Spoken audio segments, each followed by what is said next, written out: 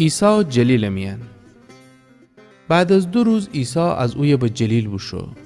قبلا خودش بگفته بود که نبی در خودش محل احترام نره.